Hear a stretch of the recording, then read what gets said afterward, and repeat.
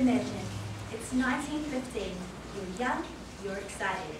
You're on a ship sailing over the sea towards Gallipoli. There are others around you, a few hundred you think. You thought that by fighting in this war would be a great way to earn respect for yourself and your whānau. You anticipated me. Suddenly, it hits you. The sounds of guns firing around you, a foul stench of blood lingering in the air.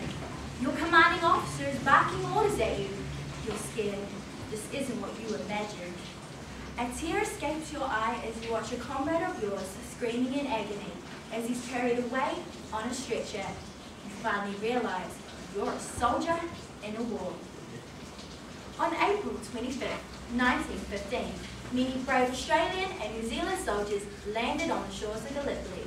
These men became known as Anzac, and unbeknown to them at the time, their names would go down in New Zealand history. Now, many Maori had mixed views on the war. Some supported the idea for fighting for New Zealand. Others, however, rejected any idea for fighting for the British Crown, as the wounds that the British had bore into the Maori so long ago hadn't healed. Imperial policies didn't want natives fighting alongside the Europeans, as there had been fears that the Maori would turn against their colonial masters, or worse yet, cause embarrassment by expecting equal treatment from European soldiers. This soon changed, however, as casualties began to rise and the desperate need for reinforcements grew. On July 3rd, 1915, the first native contingent landed on the shores of Gallipoli. They had a combat role before being re-informed as a pioneer battalion on the Western Front. This was a great achievement accomplished by the Maori people, as they had served in the Great War and they had shown those imperial policies who did not believe in them that they can work just as hard. 18,500 young New Zealand lives were lost in the war. 18,500 mothers' cries ring loud in the air for the sons they will never see, never kiss, never touch, whose eyes will never see the green plains of Aotearoa again. These men were the birth of national consciousness for New Zealand. These men, our men, Maori men, brought mana and a sense of identity to the Maori people and cast that shadow of doubt from those imperial policies' eyes. And when Maori did not have a voice, they erected that voice from the darkness and brought it to the light. These men are why our generation is standing here today, why our Maori generation can be proud to say that yes, I am Maori. We must never, never forget them. On May 2nd, 1940, the 28th Maori Battalion departed overseas.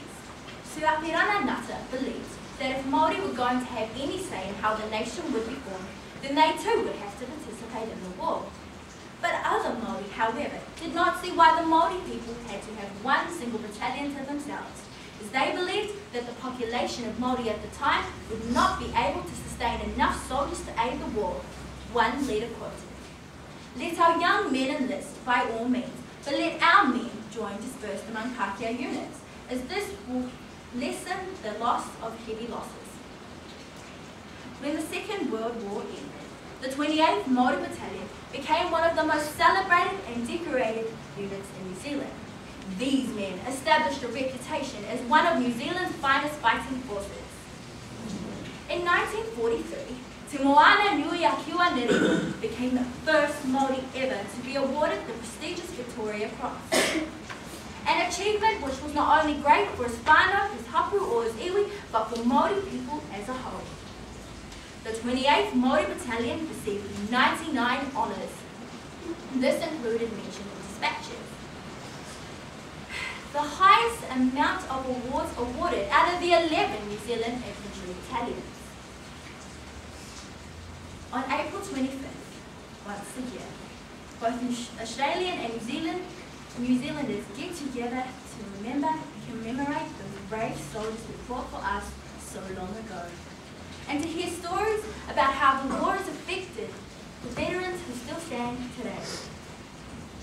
As the next generation, we must educate ourselves in the horrors of war so that we do not follow suit, and reflect on the past two wars which have influenced New Zealand in a significant way. And remember those brave soldiers who fought for us so long ago. and began laying the pathway to a better New Zealand, and planted the seed of identity into each New Zealand heart. As the autumn leaves began to fall to the ground, but in spring emerges from our hearts the monarch butterfly. I, Nohokainga, acknowledge the sacrifices of both young men and women for a just cause, lest we forget.